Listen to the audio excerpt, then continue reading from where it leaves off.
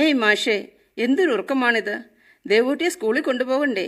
അവളുടെ ആദ്യ ദിവസം അല്ലേ ഇന്ന്. എന്നിട്ടെന്താ ഇങ്ങനെ മടി പിടിച്ച് കിടക്കുന്നത്? മായ ടീച്ചറുടെ ശബ്ദമാണ് ശശിധരൻ മാഷിനെ ഉണർത്തിയത്. നേരം നന്നേ വെളുത്തിരിക്കുന്നു. പെയ്യാൻ മടിച്ച് മൂടിക്കെട്ടി മുഖം വീർപ്പിച്ച് നിൽക്കുന്ന കാർമേഘങ്ങൾ. നനുത്ത കാറ്റ് ഇടയ്ക്കിടെ ജനലിലൂടെ ഉള്ളിലേക്ക് കടന്നു വരുന്നു. ഒന്നുകൂടി പുതപ്പിനടിയിലേക്ക് ചുരുണ്ടുകൂടാൻ ആഗ്രഹം തോന്നിയെങ്കിലും മാഷ് കിടക്ക് വിട്ട് എണീറ്റു. ഇന്ന് എന്തൊക്കെയാണാവോ പൊല്ലാപ്പ് എന്ന ആത്മഗതവുമായി നേരെ അടുക്കളയിലേക്ക് നടന്ന മാഷിനെ വരവേറ്റത് മായ ടീച്ചറുടെ പദം പറച്ചിലാണ്. ആ, മാഷ് എണീറ്റോ? ചായ ഇപ്പം തരാം കേട്ടോ. ഈ മുട്ട കൂടി പൊരിച്ചു കഴിഞ്ഞാൽ എൻ്റെ പണിയെല്ലാം തീർന്നു. പറയുന്നതിൻ്റെ ഇടയിൽ തന്നെ മാഷിന് ചായ കൊടുത്തു ടീച്ചർ. ചായ കുടിച്ചിട്ട് വേഗം ഒരുങ്ങണേ. മോൾ എണീറ്റോ ആവോ? ഞാൻ പോയി നോക്കട്ടെ. നനഞ്ഞ കൈകൾ സാരിത്തുമ്പിൽ തുടച്ചുകൊണ്ട് ടീച്ചർ മുറിയിലേക്ക് പോയി. മാഷേ എന്ന ഉച്ചത്തിലുള്ള വിളി കേട്ട് അയാൾ മുറിയിലേക്ക് ചെന്നു. കട്ടിലിലെ തലയിണയിൽ കെട്ടിപ്പിടിച്ച് കരയുന്ന ടീച്ചറിനെയാണ് അയാൾ കണ്ടത്. മാഷ് സാവധാനം ടീച്ചറുടെ അടുക്കൽ ചെന്നു. ആ ശിരസ് തന്നിലേക്ക് ചേർത്ത് അവരെ ആശ്വസിപ്പിക്കാൻ ശ്രമിച്ചു. എത്രയോ വട്ടം ഈ രംഗത്തിന് താൻ സാക്ഷിയായിരിക്കുന്നു. പുറത്ത് പെയ്യാൻ മടിച്ച കാർമേഘങ്ങൾ എല്ലാം ടീച്ചറുടെ മിഴികളിൽ പെയ്തിറങ്ങി. ടീച്ചറെ ചേർത്തണച്ച് ഭക്ഷണമേശക്കരികിലേക്ക് നടന്നു മാഷ്. ദോശയിൽ ചട്നി ഒഴിച്ച് വായിൽ വെച്ച് കൊടുക്കുമ്പോഴും തേങ്ങലടങ്ങാതെ ചുണ്ടുകൾ വിതുമ്പിയിരുന്നു. പതിവ് ഗുളിക കഴിക്കാൻ കൊടുത്ത ശേഷം കിടക്കയിൽ കൊണ്ടുപോയി കിടത്തി. പതിയെ മയക്കത്തിലേക്ക് ഊർന്നു വീണ ടീച്ചറിനെ അലിവോടെ ഒരു നിമിഷം മാഷ് നോക്കി നിന്നു. തിരികെ ഉമ്മറത്തെ ചാരുകസേരയിൽ അഭയം തേടി. മനസ്സിലൂടെ 1000 ചിന്തകൾ ഘോഷയാത്ര നടത്തി. ഓർമ്മകൾക്ക് നാവുണ്ടായിരുന്നെങ്കിൽ തൻ്റെ ഏകാന്തതയെ മാറ്റി നിർത്താമായിരുന്നു. ഓർമ്മകളുടെ വേലിയേറ്റത്തിൽ മുങ്ങിപ്പോയി മാഷ്. നേരം വെളുത്തു തുടങ്ങിയില്ല. മഴ പെയ്തു തോർന്ന ജൂൺ മാസത്തിൽ കോടമഞ്ഞു വിരിച്ച വഴി. ദേവുമോളുടെ 5ാം പിറന്നാൾ ദിനത്തിൽ മായയും മോളും കൂടി വെളുപ്പാങ്കാലത്ത് അമ്പലത്തിൽ പോകാൻ വഴിയിൽ നിൽക്കുമ്പോൾ ഇരുളിനെ കീറിമുറിച്ച് കടന്നു വന്ന ഒരു വാഹനം മോളെ ഇടിച്ചു തെറിപ്പിച്ച് കടന്നുപോയി.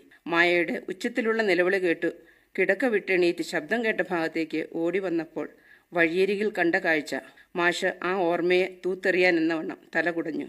മോളുടെ ചേതനയെത്തിയ ശരീരം അഗ്നിയുടെ നാമ്പുകൾ ഏറ്റുവാങ്ങുമ്പോൾ മായ ഒന്ന് ഞെട്ടിവിറച്ചു. തൻ്റെ കരവലയത്തിൽ നിന്നും ഊർന്ന് താഴെ വീണ അവൾ ബോധരഹിതയായി. ഉണർന്നെണീറ്റത് പുതിയൊരു ലോകത്തേക്കായിരുന്നു.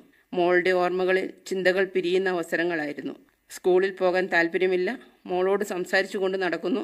ആദ്യമൊക്കെ അതത്ര ഗൗനിച്ചില്ല. ലീവ് നീട്ടിയെടുത്തു. 1 മാസം കഴിഞ്ഞിട്ടും സാധാരണ നിലയിലേക്ക് എത്താത്തതുകൊണ്ട് വീട്ടുകാരുടെ കൂടി അഭിപ്രായം മാനിച്ച് നല്ലൊരു മനഃശാസ്ത്ര വിദഗ്ധനെ കാണാൻ പോയി.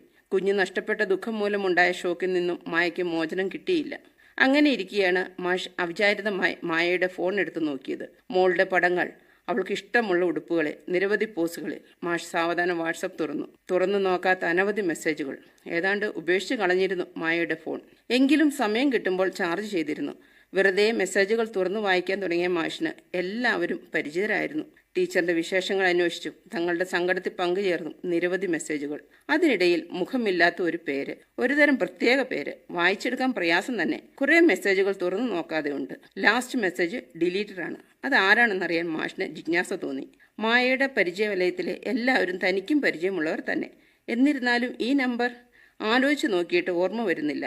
മാഷ് സാവധാനം മെസ്സേജുകൾ വായിച്ചു നോക്കാൻ തുടങ്ങി. എന്തേ എന്നെ മാറ്റി നിർത്തുന്നു? നീ പറഞ്ഞിട്ടല്ല ഞാൻ നല്ല കുട്ടിയായത്. നീ ഇല്ലാതെ എനിക്ക് പറ്റില്ല. നമുക്ക് ഒരുമിച്ച് ജീവിക്കാം, അല്ലെങ്കിൽ ഒരുമിച്ച് മരിക്കാം.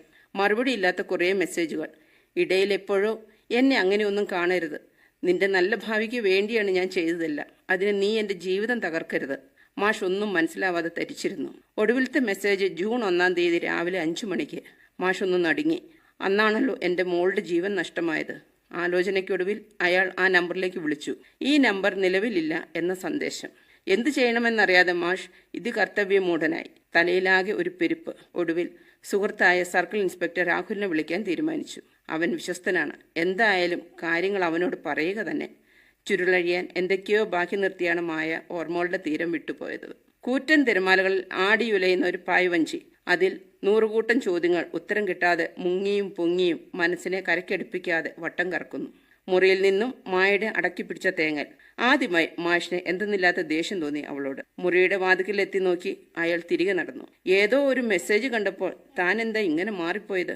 അയാൾ സ്വയം ചോദിച്ചു. മനസ്സിനെ നിയന്ത്രിക്കാൻ കഴിയാതെ വന്നപ്പോൾ രാഹുലിനെ വിളിച്ചു. മായയുടെ ഫോണിൽ കണ്ട കാര്യങ്ങൾ വിശദീകരിച്ചു. തന്റെ ശബ്ദത്തിന്റെ പതർച്ച തിരിച്ചറിഞ്ഞ രാഹുൽ അയാളെ ആശ്വസിപ്പിച്ചു. രാഹുലിനോട് കാര്യങ്ങൾ തുറന്നു പറഞ്ഞപ്പോൾ മനസ്സിന് വല്ലാത്തൊരു ആശ്വാസം തോന്നി അയാൾക്ക്. കുറച്ചു മാസങ്ങൾക്ക് ശേഷം പുറത്തേക്ക് ഇറങ്ങാൻ മാഷ് തയ്യാറെടുത്തു.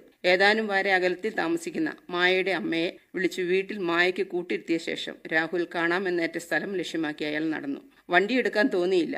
പുറം ലോകവുമായി ബന്ധമില്ലാതായിട്ട് കുറച്ചു നാളുകളായി.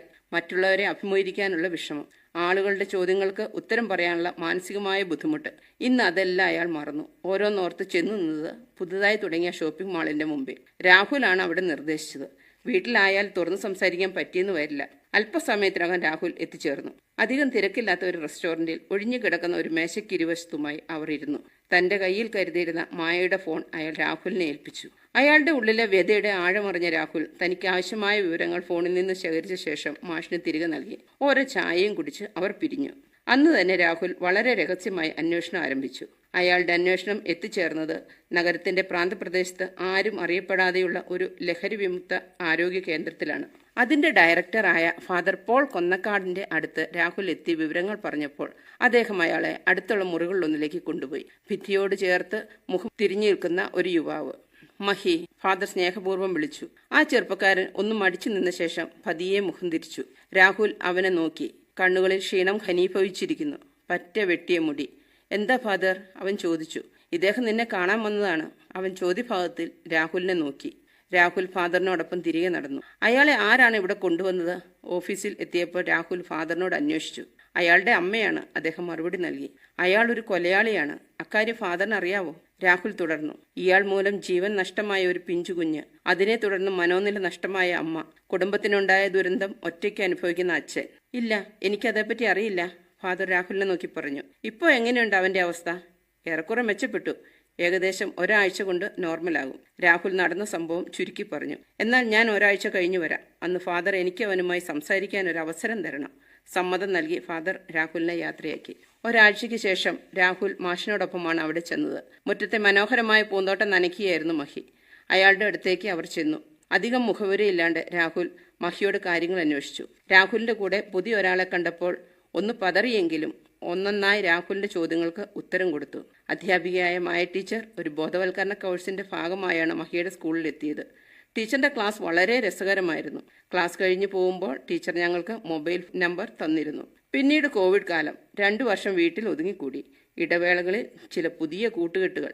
അവരിൽ നിന്നും പകർന്നു കിട്ടിയ ദുശീലമായിരുന്നു മയക്കുമരുന്നിന് തന്നെ അടിമയാക്കിയത്. പതിയെ പതിയെ തന്റെ സ്വഭാവം മോശമായി. ലഹരിക്ക് വേണ്ടി എന്തും ചെയ്യാൻ തയ്യാറായ തന്നെ അവർ ഉപയോഗിക്കുകയായിരുന്നു. അങ്ങനെയാണ് ടീച്ചറിനെ ഞാൻ ആദ്യമായി വിളിക്കുന്നത്. പരിചയം പുതുക്കിയ ടീച്ചർ എനിക്കുണ്ടായ മാറ്റങ്ങളൊന്നും അറിഞ്ഞിരുന്നില്ല. വളരെ ആസൂത്രിതമായി ഞാൻ ടീച്ചറിനെ ഉപയോഗപ്പെടുത്തി. പലപ്പോഴും പണം നൽകി സഹായിച്ചു. ഒടുവിൽ എങ്ങനെയോ എന്നെക്കുറിച്ച് അറിഞ്ഞ വിവരങ്ങൾ എന്നോട് ചോദിച്ചു. എന്റെ മറുപടി ടീച്ചറിന് താങ്ങാനാവില്ലായിരുന്നു. അവരെക്കുറിച്ച് മറ്റൊരു തരത്തിൽ മാഷിനോട് ഞാൻ പറയുമെന്ന് ഭീഷണിപ്പെടുത്തി. പൊന്മുട്ടയിടുന്ന താറാവിനെ വിട്ടുകളയാൻ മടിയായിരുന്നു തനിക്ക്. അതിനുവേണ്ടി എന്തും ചെയ്യാൻ തയ്യാറായ തന്നെ ഒഴിവാക്കുവാൻ ടീച്ചർ ശ്രമിച്ചു. അതിന്റെ പ്രതികാരം എന്ന നിലയിലാണ് അവരെ വാഹനമിടിച്ച് കൊല്ലാൻ തയ്യാറായത്. പക്ഷേ ബലിയാടായത് ടീച്ചറിന്റെ മകളായിരുന്നു. മഹി വിങ്ങിപ്പൊട്ടി. സത്യം തിരിച്ചറിഞ്ഞ മാഷിന് കുറ്റബോധം തോന്നി. ഞാൻ കീഴടങ്ങാൻ തയ്യാറാണ്. മാപ്പർഹിക്കാത്ത തെറ്റാണ് ഞാൻ ചെയ്തത്. ഏതു കോടതിയിലും കുറ്റം ഏറ്റുപറഞ്ഞ് ശിക്ഷ അനുഭവിച്ചോളാം, മഹി പറഞ്ഞു നിർത്തി. മാഷിന്റെ ക്ഷമാപൂർവമായ പരിചരണത്തിൽ മായ ടീച്ചർ സാവധാനം ജീവിതം തിരികെ പിടിച്ചു. ഇന്ന് മറ്റൊരു ജൂൺ 1-ാം തീയതി. 2 ആൾക്കുമുള്ള ഭക്ഷണം തയ്യാറാക്കിയ ടീച്ചർ മാഷിനെ ഉറക്കത്തിൽ നിന്നും വിളിച്ചുണർത്തി. നേരിയ ചാറ്റൽ മഴയുടെ നിഴൽപ്പാടിലൂടെ അവരുടെ വാഹനം സ്കൂൾ ലക്ഷ്യമാക്കിയ യാത്രയായി. ചിരിച്ചു യാത്രയാക്കിയ തൊടിയിൽ പൂത്തുവിടർന്ന പൂക്കൾ മറ്റൊരു വസന്തത്തെ മാടി വിളിച്ചു.